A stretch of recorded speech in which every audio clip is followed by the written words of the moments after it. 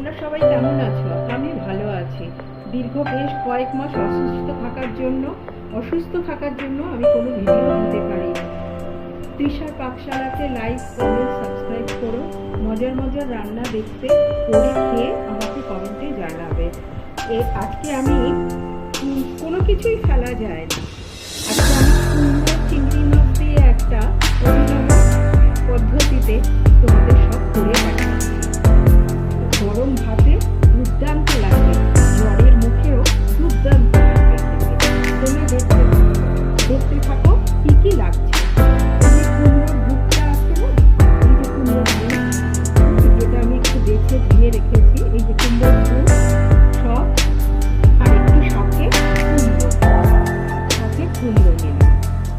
তারপরে নিলাম সর্ষে বাটা, তারপরে পেঁয়াজ কুচি, রসুন, খোলা ছড়ানো রসুন, চিংড়ি মাছ, সর্ষের তেল, কাঁচা লঙ্কা, হলুদ, এই দিয়ে হয়ে যাবে আজকে।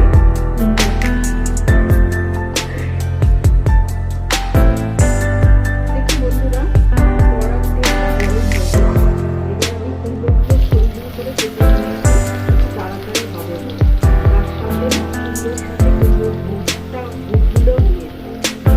কিচ্ছু ফেলা যায় না। পটলের খোসা বাটা, নারকোল বাটানোর পর এটাকে নামিয়ে নেব। আমি কিন্তু সেগুলোকে একটু জল দেব না, ভাপে আর তেলে সেদ্ধ।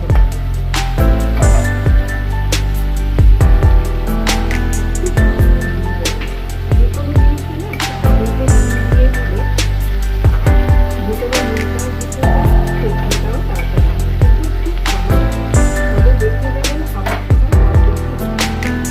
এবার আমি চাপা দিয়ে দেবো।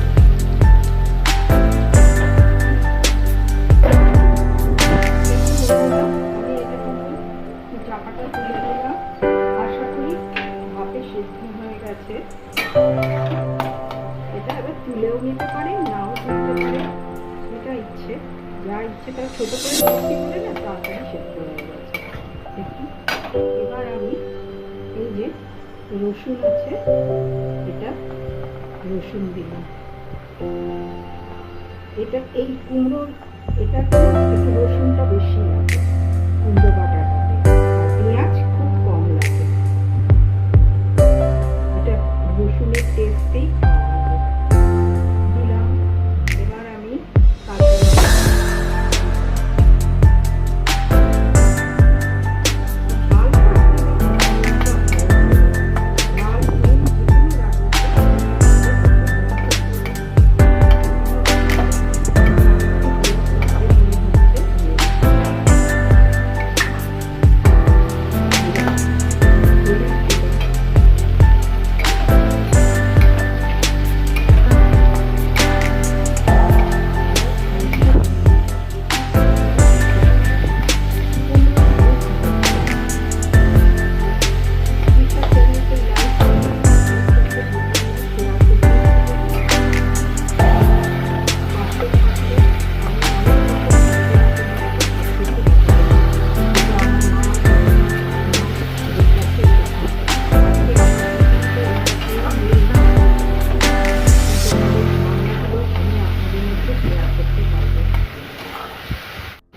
ভেজে রাখা চিংড়ি মাছগুলো দিয়ে দিচ্ছি।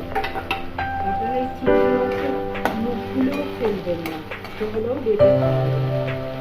দেখুন, এই যে হয়ে গেল। এবার শিলে বা মিক্সিতে বেটে নিই। কুমড়োর বুক